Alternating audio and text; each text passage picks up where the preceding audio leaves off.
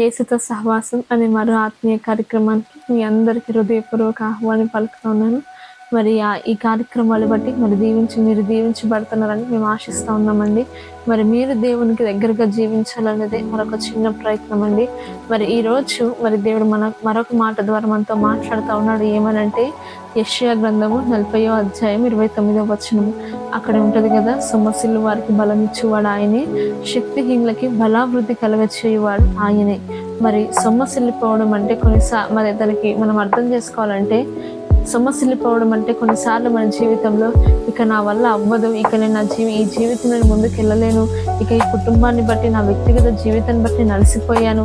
ఈరోజు చాలా మంది లోకంలో ఉన్నవారు ఎలాగుంటారంటే, సొమ్మసిల్లిపోయినప్పుడు మరి మనం అనేక వార్తలు మనం వింటూ ఉంటాం కదండి. మరి ఏమనంటే చాలా మంది ఇక వారు సొమ్మసిల్లిపోయి కృంగిపోయి మరి ఘోరమైన డిప్రెషన్స్కి గురైపోయి మరి వారు ఆత్మహత్య చేసుకోవడము, లేకపోతే ఇంకా రకరకాలుగా వారి జీవితాలని మరి వాళ్ళ శరీరాన్ని వాళ్ళు గాయపరచుకోవడము ఈ లోకంలో చూస్తూ ఉంటాము. కానీ మనము అన్యజనుల వలె నిరీక్షణ లేని వారము కాదు, కానీ మనకు మన జీవితంలో సొమ్మసిల్లిపోయినప్పుడు మనల్ని బలపరిచే దేవుడు మనకు ఉన్నాడండి. మరి లోకస్తులకి ఈ నిరీక్షణ లేదు, కానీ మనకి ఈరోజు దేవునిలో ఉన్నాము కాబట్టి మనకి మన సొమ్మసిల్లిపోయినప్పుడు మన బలపరిచే దేవుడు మనకు తోడై ఉన్నాడండి. ఈరోజు నీ జీవితంలో ఇక నా జీవితం అయిపోయింది, ఇక నేను ముందుకు వెళ్ళలేకపోతున్నాను, ఇక ఈ జీవితం ఈ కుటుంబం నా వల్ల అవ్వదు, మరి నేను ఈ సేవలో కానీ మన వ్యక్తిగత జీవితంలో కానీ ఇక నేను ముందుకు వెళ్ళలేని పరిస్థితుల్లో ఈరోజు మీరు చిక్కుకుపోయి ఉన్నారేమో, మరి పలు సమస్యల్లో మరి మీరు ఇరుక్కుపోయి ఉన్నారేమో, మీరు ఇక బయటికి రాలేని స్థితిలో మరి మీ జీవితం ఉందేమో. ఈరోజు దేవుడు మాట్లాడుతూ ఉన్నాడు. ఏమనంటే, ఈరోజు నువ్వు సొమ్మసిల్లిపోతే ఆయన నీకు బలాన్ని ఇవ్వబోతా ఉన్నాడు. మరి నువ్వు కృంగిపోయిన స్థితిలో ఉంటే ఆయన బలాభివృద్ధి చేయబోతా ఉన్నాడు.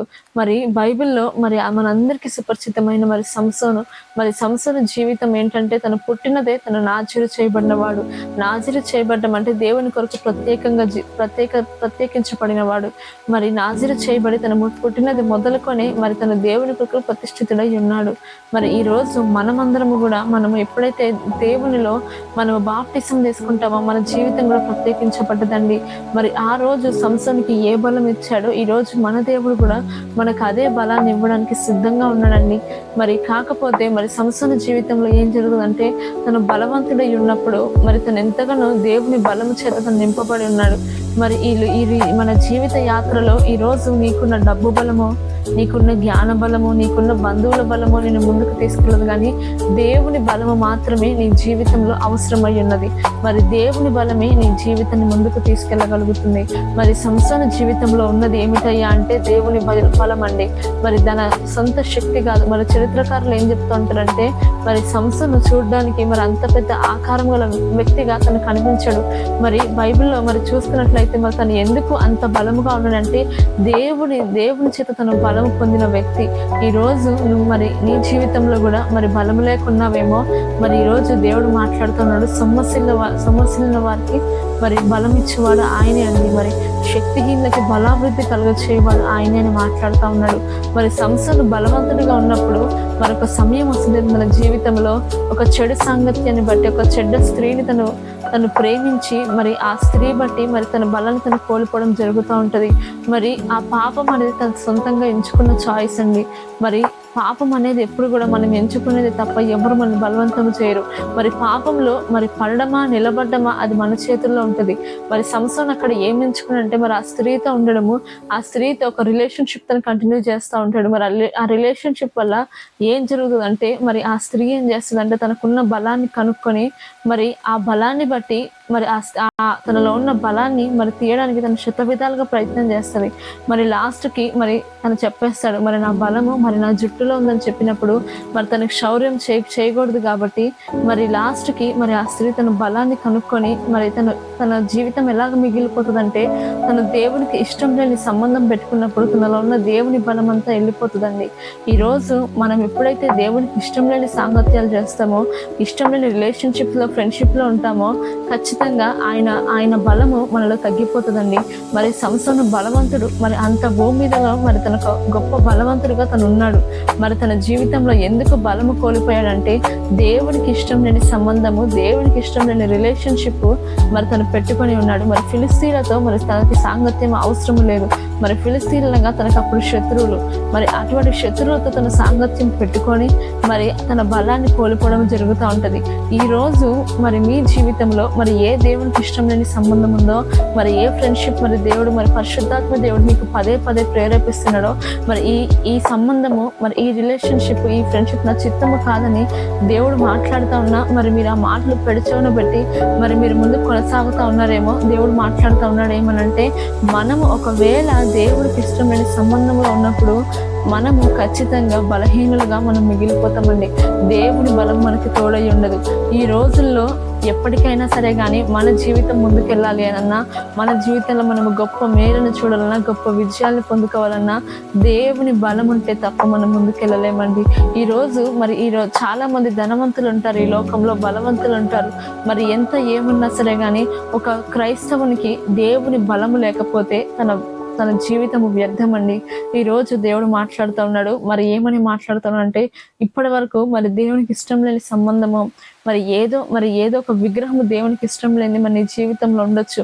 ఏదో ఒక ఫ్రెండ్షిప్, రిలేషన్షిప్, ఏదో ఒక ఎడిక్షన్ నీ జీవితంలో దేవునికి ఇష్టం లేని ఉండొచ్చు. దాన్ని బట్టి నువ్వు సొమ్మసిల్లిపోయావేమో, బలహీన పడ్డావేమో. కానీ సంసోను జీవితంలో ఎప్పుడైతే తను నిజంగా దేవుని యొద్దకు వచ్చి పశ్చాత్తాపడి, అయ్యా ఒక్క మారు నాకు బలము దయచేయమని అన్నప్పుడు మరి దేవుడు అక్కడ చూసుకున్నట్లయితే రెండంతలుగా మరి తనకి రెస్టరేషన్ దేవుడు ఇస్తాడండి. ఈ రోజు మీ జీవితంలో అంతా మరి సంసోను లాగా అంతా కోల్పోయిన స్థితిలో మీరు ఉన్నారేమో. మరి సంసోను అంతా కోల్పోయి మరి ఫిలిస్తీన్ల మధ్యలో ఎగతాళి చేయబడే స్థితిలో తను వెళ్ళిపోయాడు. తన బలము తన ఎదురు వెళ్ళిపోయినప్పుడు మరి మరి అక్కడ ఉన్న వారందరూ తను విక్రింతల పాలు చేస్తుంటే ఒక జోకర్ గా తను మిగిలిపోయాడు. దేవుని బలం ఒక మనిషికి తోడై లేకపోతే మన జీవితం కూడా అంతే అండి. ఈ రోజు మీరు 10 మందిలో విక్రింతల పాలైతే ఉన్నారేమో, బలహీన పడిపోయి దేవునికి ఇష్టం లేని కార్యము చేసి మరి మీరు ఏదో బాధన శ్రమను మీరు అనుభవిస్తూ ఉన్నారేమో. కానీ మన దేవుడు బహుజాలి గల దేవుడు అండి, కనికరము గల దేవుడు. ఆయన తన పిల్లల పట్ల మరి మక్కువ గల దేవుడు. తన పిల్లల్ని మరి ఆయన బలహీనులుగా ఉంటే ఆయన విడిచిపెట్టే దేవుడు కాదండి. మనం బలహీనులుగా ఉండడం ఆయన చిత్తము కాదు, కానీ మనం బలవంతులుగా ఉండడమే ఆయన చిత్తము. ఈ రోజు దేవుడు మాట్లాడుతూ ఉన్నాడు. మరి సంసోను లాగా బలము కోల్పోయి ఈ రోజు నీ స్థితిలో సొమ్మసిల్లిపోయి మరి బలాభివృద్ధి మరి ఎక్కడ శక్తి లేకుండా ఈ రోజు నువ్వు ఉన్నావేమో. ఈ రోజు దేవుడు మాట్లాడుతూ ఉన్నాడు. నీ జీవితంలో ఆయన బలం ఇవ్వబోతా ఉన్నాడు. నువ్వు శక్తిహీనమైన స్థితిలో ఉంటే ఆయన బలాభివృద్ధి ఆయన కలుగ చేయబోతా ఉన్నాడు. ఎప్పుడంటే మరి సంసోను జీవితంలో ఎలాగైతే సంసోను పశ్చాత్తాపడి దేవునికి మొరపెట్టాడు, ఆయనతో సహవాసం చేశాడో, అప్పుడు తన జీవితంలో తన దేవుని బలము తిరిగి పొందుకోవడం జరుగుతుంది. ఈ రోజు నీ జీవితంలో నువ్వు ఏది కోల్పోయి ఉన్నావో, నీ ఆనందమో నీ సంతోషం నువ్వు కోల్పోయి ఉన్నావేమో, మరి నువ్వు ఏది కోల్పోయి ఉన్నావో మరి నీ జీవితంలో మరి అది తిరిగి రావాలి, నువ్వు తిరిగి పొందుకోవాలంటే దేవుని బలము ఖచ్చితంగా నీకు తోడై ఉంటే తప్ప నీ జీవితంలో రెస్టరేషన్ రాదండి. ఈరోజు దేవుడు మనతో ఒకటే మాట మాట్లాడుతూ ఉన్నాడు. ఏమనంటే, మనం సంసోను లాగా తిరిగి పశ్చాత్తాపడి దీన మనసుతో మరి మనం పశ్చాత్తాపడినప్పుడు సంసోనుకి దేవుడు ఏ రీతిగా బలం ఇచ్చాడో, సంసోనుని మరి సొమ్మసిల్లిపోయి ఉన్నప్పుడు సంసోను ఎలాగో బలపరిచాడో, మరి శక్తిహీనంగా ఉన్నప్పుడు ఎలాగో బలాభివృద్ధి కలుగజేశాడో, అదే రీతిగా ఈ రోజు మన దేవుడు నీ జీవితంలో, నా జీవితంలో మనము సొమ్మసిల్లిపోయి ఉన్నామేమో, ఇక శక్తి లేక ఇక నువ్వు ముందుకు వెళ్ళలేని పరిస్థితిలో ఉన్నావేమో, ఇక నీ లైఫ్ అయిపోయిందని నువ్వు అనుకుంటా ఉన్నావేమో. కానీ దేవుడు అంటున్నాడు, ఇది ముగింపు కాదు. కానీ సంసోను జీవితంలో మరి తన జీవిత లెక్కలో కంటే ఆ రోజు మరి ఎంతో మరి ఆ రోజు చంపిన మనుషుల్ని మరి తన జీవిత కాలం అంతా కూడా చంపలేదంటండి. మరి ఆ రీతిగా మరి సంసోను ఒక విశ్వాస యోధుడిగా మిగిలిపోయాడు.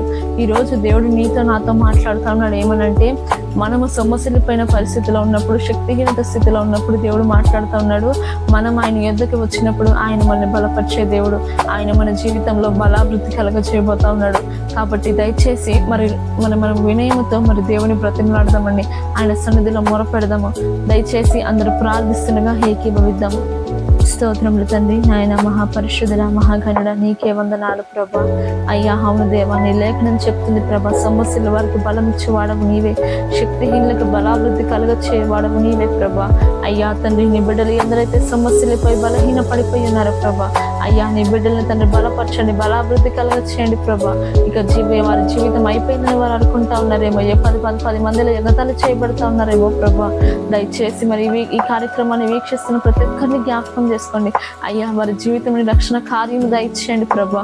వారు ఏ సమస్యలో ఉన్నారో విడిపించి ప్రభా, గొప్ప మేలుతో ప్రభా, గొప్ప బలముతో ప్రభా అయ్యా వారిని నింపమని తండ్రి నాయన. ఈ లోకంలో బలము, ఈ లోకంలో ఉన్న డబ్బు బలము, ఖండ బలము మమ్మల్ని బ్రతికించదు ప్రభా. నీ బలము చేత మేము ముందుకెళ్ళగా సహాయం దయచేయమని అయ్యా తండ్రి నాయన. ఈ కార్యక్రమాన్ని వీక్షిస్తున్న ప్రతి ఒక్కరికి అయ్యా మరి వారి పశ్చాత్తాపడుతూ నీ యొద్దకు నీతో సహవాసం చేస్తున్న వారికి అయ్యా నీ బలాన్ని అనుగ్రహించమని, నీ బలాభివృద్ధి కలుగ చేయమని నా ఈ కొద్ది ప్రార్థన నజరేయుడైన యేసు క్రీస్తు నామములో అడిగి వేడుకుంటున్నాం తండ్రి.